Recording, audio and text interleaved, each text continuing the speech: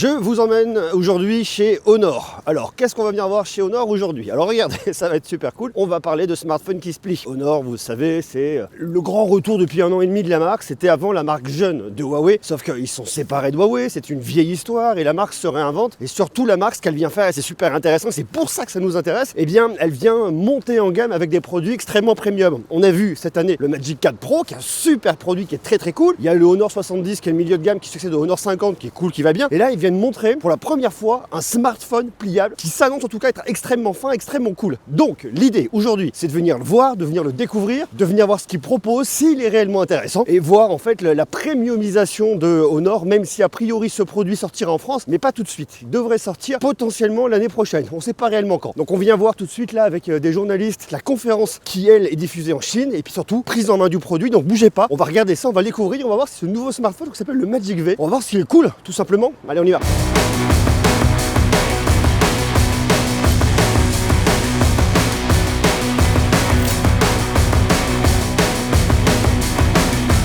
Regardez ce que j'ai là, nouveau smartphone qui n'est pas encore sorti, on ne va pas savoir s'il va sortir tout de suite, en tout cas il va sortir probablement l'année prochaine. C'est Honor, c'est le Magic VS. Alors ils ont présenté deux smartphones, on a le Magic VS et il y a le Magic V Infinite, enfin bref, j'ai pas vraiment le nom. La grosse différence, ça va être la RAM, ça va être le stockage et surtout sur l'autre modèle, on a un stylet qu'on va pouvoir venir ranger avec les pieds. Alors est-ce qu'on a besoin d'un stylet? Est-ce qu'on veut un stylet? Peut-être, pour un usage professionnel, ça reste très niché. Un smartphone qui est plutôt sympa, à voir à quel prix il va arriver, c'est vraiment ce qui va le rendre, je dirais, attrayant et intéressant par rapport à ce qu'on a sur le marché aujourd'hui. Très clairement, aujourd'hui en France, si on veut acheter un smartphone qui se plie, notamment sur ce form factor là, on va chez qui? On va chez Samsung. Maintenant, on va voir comment est-ce que les choses vont venir bouger l'année prochaine en 2023, parce que, et ce qui est très clair, c'est qu'on voit qu'il y a des acteurs très forts avec de gros moyens, notamment Honor ici, qui est un peu le digne hérité de Huawei, qui arrive avec un truc qui est très sexy, qui est très cool. Alors, je vous montrais aussi l'autre jour le Mix Fold 2 de Xiaomi, même si pour l'instant, il n'est pas encore annoncé comme sortant en France, mais bon, je pense que ça finira par arriver. Le marché reste très niché. Aujourd'hui, le format qui marche, c'est le Flip de Samsung. C'est le smartphone où vous allez réduire l'encombrement. C'est très clairement le truc qui se vend par palette, je pense. Ça reste plus niché, mais ça montre, et je pense que c'est vraiment le truc qui est intéressant ici pour Honor France, ça montre la capacité d'innovation, ça consolide l'image de marque, ça montre ce qu'ils ont sous le capot, ce qu'ils sont capables de vous proposer. Voilà, donc même si il est clair que ce smartphone-là, ils vont pas en vendre des seaux quand il sortira en France, ils continuent à jouer leur crédibilité dessus et à montrer qu'ils sont très sérieux et que dans le très haut de gamme, on peut venir compter aujourd'hui, en 2022 et en 2023 surtout, encore plus sur Honor.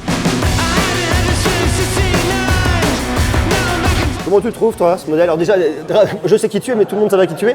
Tu es qui et tu bosses où? Alors je suis Sam et je bosse pour Phone Android. Alors dis-moi, t'en penses quoi toi de ce Magic VS? Et franchement ça a l'air d'être pas mal du tout. Un produit qui est quand même très qualitatif, très joli, avec une belle texture à l'arrière. Franchement c'est très sympa. Et puis vraiment très bel écran à l'intérieur. Ça c'est canon. Tu penses que c'est un smartphone qui pourrait marcher, qui va se vendre ça ou pas? C'est une bonne question. C'est une bonne question. Alors parmi ceux qui sont des férus de marques chinoises et qui aiment vraiment la haute technologie, pourquoi pas? Il y a Vivo qui est déjà sur ce marché-là. Il y a aussi Xiaomi, il y a aussi pas mal de monde, il y a Oppo, etc.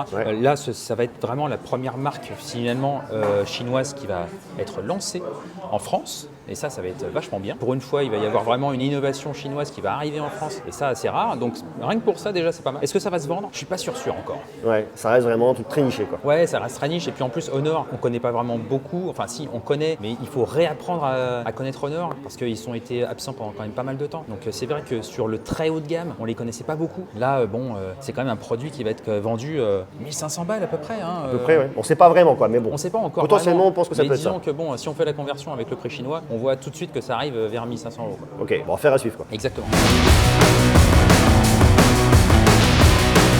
Alors voilà la bête. Alors regardez, déjà en termes de design, moi il me fait vachement penser au smartphone que je vous ai montré l'autre jour de Xiaomi, c'est-à-dire légèrement incurvé sur le côté. Ici, vous voyez, au niveau de l'écran. Donc ça fait un très très grand écran et ça c'est vachement cool parce que c'est hyper confort lorsqu'on veut venir regarder, visionner. C'est beaucoup mieux que ce que propose Samsung aujourd'hui sur le Galaxy Z Fold 4, mais ça me fait vraiment penser à la copie de Xiaomi. Le truc que j'ai tout de suite remarqué, ça vous allez voir, c'est un peu zarbi, c'est-à-dire qu'en fait lorsque vous l'ouvrez, tout de suite là il y a une résistance et dès que ça s'ouvre, ça devient un peu plus lâche, vous voyez. Et en fait, il n'y a pas de système de crantage, il n'y a pas comme chez Samsung le Flex Mode, c'est-à-dire qu'on peut pas normalement le laisser comme ça. Il est soit ouvert, soit fermé. C'est ce que nous dit Honor ici, vous voyez. Lorsque je viens le reposer. Il tient pas la position. Donc je pense que c'est vraiment un truc qui est fait pour être soit ouvert, soit fermé. Quand vous l'ouvrez, à la différence du smartphone de Xiaomi, c'est que vous avez une caméra de selfie à l'intérieur. Ce que chez Samsung, on retrouve avec une caméra qui est planquée sous l'écran depuis le Z Fold 3. Donc bon, ça me dérange pas. Je pense que la techno de la caméra sous l'écran, aujourd'hui, c'est Samsung qui l'a et que les autres l'ont pas nécessairement. En tout cas, s'ils l'ont, ils sont en train de travailler dessus. C'est vraiment pas finalisé. Après, on a un très grand écran et en termes de prise en main, en termes de confort, c'est cool. Autre point sur la pliure, on la sent sous le doigt, mais c'est pas surprenant. Pas plus, pas moins que ce que j'ai vu sur le Mix Fold 2 de Xiaomi ou un peu moins que chez Samsung. Et puis surtout, c'est une charnière goutte d'eau. Regardez, hop là, on voit rien à travers, ça vient totalement le plier. Donc ça, c'est pas mal fichu. Sinon, les finitions, je les aime bien. Je trouve très premium, hein. Franchement, très sympa. On a un petit dos mat.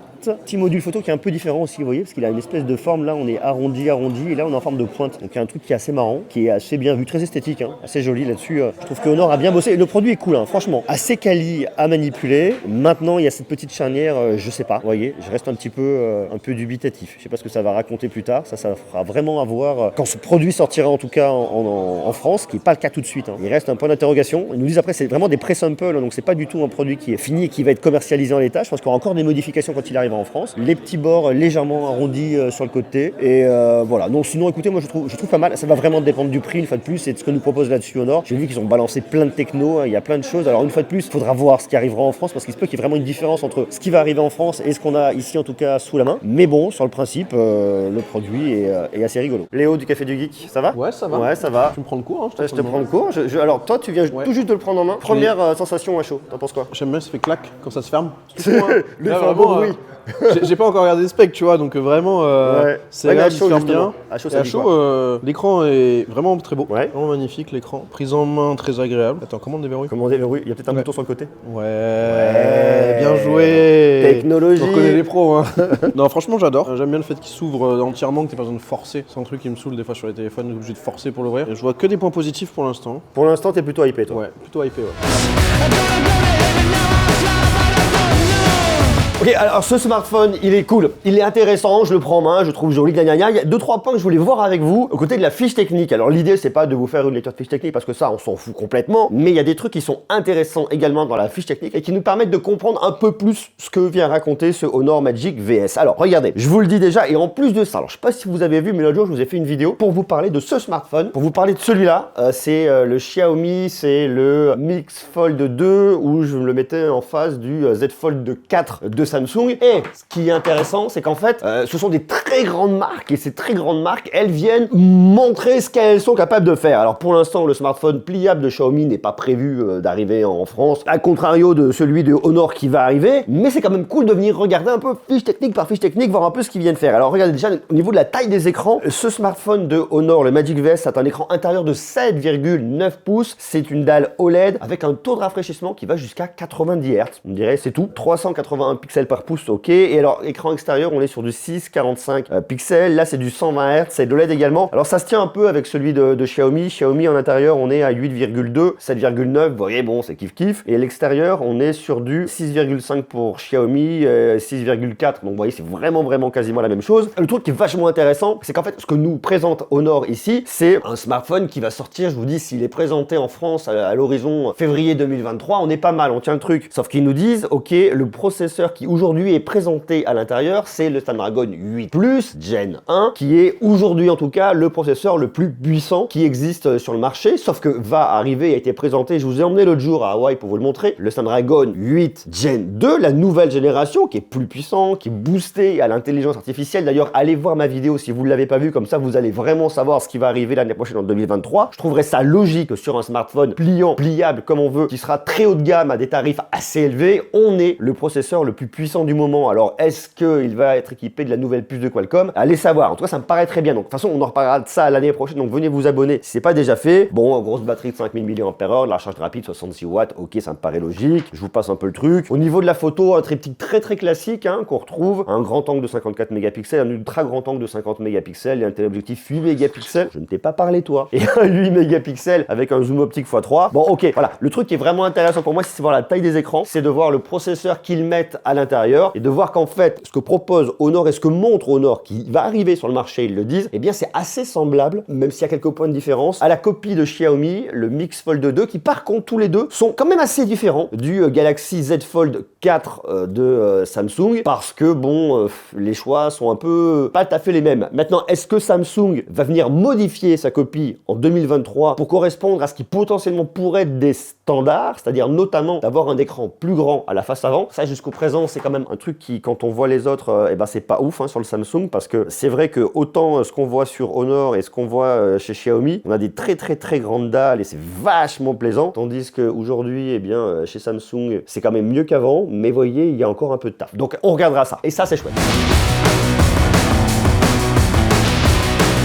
Ça va Georges? Très bien toi Aurélien. Ouais, donc toi tu bosses chez Honor. Question toute simple, c'est quoi la volonté de Honor avec ce smartphone? Parce que Honor, vous arrivez effectivement, vous étiez avant avec Huawei, ça c'était une vieille histoire. Vous êtes aujourd'hui indépendant, vous êtes arrivé avec des smartphones très haut de gamme, notamment le Magic 4V, il y a aussi l'Honor 70 qui est très cool dans le milieu de gamme, milieu haut de gamme. Et là on arrive quand même avec un autre produit, ça raconte une nouvelle histoire, même si c'est pas le premier smartphone pliant chez vous. Pourquoi venir faire un focus aujourd'hui sur un smartphone qui vient se plier alors que ça reste quand même des choses qui se vendent pas énormément, on le voit à la concurrence? C'est quoi l'envie de Honor là-dessus aujourd'hui? Alors, comme tu disais, effectivement, on est à la fois une entreprise qui est neuve et une entreprise qui est ancienne, puisqu'on existe depuis 2013, mais le nouveau Honor existe seulement depuis 2 ans. On avait un public auparavant qui était un public très défini, qui était des jeunes qui voulaient la technologie à un prix relativement abordable. Et aujourd'hui, maintenant que nous sommes indépendants, nous avons la capacité, comme tu l'as souligné aussi, de monter en gamme, avec notamment l'arrivée par exemple du Magic 4 Pro cette année. Le Magic VS que tu vois ici, qui est effectivement la deuxième version de nos smartphones pliants, c'est un produit qui peut montrer toute l'étendue aujourd'hui de la R&D, des capacités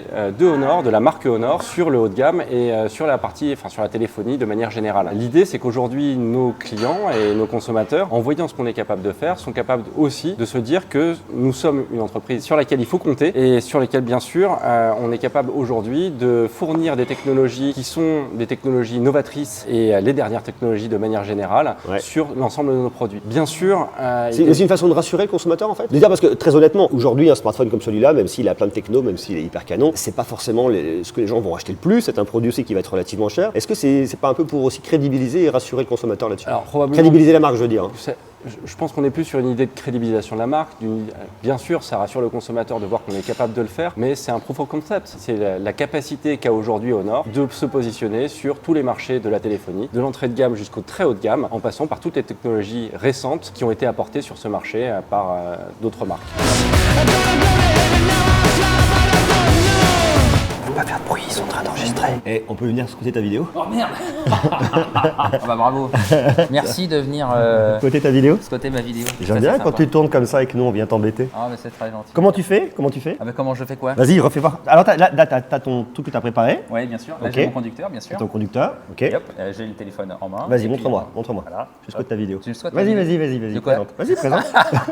Donc voici le Magic VS de chez Honor. Et il est vachement bien ce téléphone. Il arrivera en 2023. Promis juré. Promis juré. Et on a le tarif, Mylène, ou pas? Parce que tu veux pas le dire. Mylène, elle veut pas dire le produit. En train de travailler dessus. Bon, je te laisse bosser. Premier semestre 2023. Premier semestre 2023? Yes. D'accord, ok. Regarde derrière toi, il y a un punching ball. Je sais que tu veux me faire quelque chose, toi. Attention. Voilà, c'est tout ce que j'avais à vous raconter aujourd'hui sur ce Honor Magic VS. Je trouve ça intéressant. Alors attendez, calmons-nous. Pourquoi? Eh bien parce que tout simplement ce form factor là, vous savez, l'idée d'avoir, c'est pas celui-là, ça c'est celui de Xiaomi, mais d'avoir un grand écran comme ça et puis quelque chose avec une taille de smartphone un peu plus classique, c'est pas ce qui se vend le mieux aujourd'hui chez Samsung, parce qu'aujourd'hui Samsung est le seul à vendre des smartphones qui se plient, même s'il y en a d'autres qui le proposent, c'est Samsung aujourd'hui qui est la seule marque à les vendre. Donc on verra si Honor réussit le pari de les vendre au-delà de faire le travail pour continuer à crédibiliser et à asseoir la marque. Donc on regardera ça l'année prochaine en 2023. Alors d'ici 2023, il va se passer plein de choses, donc bien évidemment restez connectés, continuez à vous abonner, restez abonnés, abonnez-vous, activez la cloche, c'est pas déjà fait, et puis surtout dites-moi ce que vous pensez de ce nouveau smartphone qui est annoncé de Honor, vous me le dites juste en bas dans les commentaires, et puis nous on se retrouve très bientôt bien évidemment pour continuer à parler tech. Je vous embrasse, j'en veux de l'amour, à bientôt, ciao.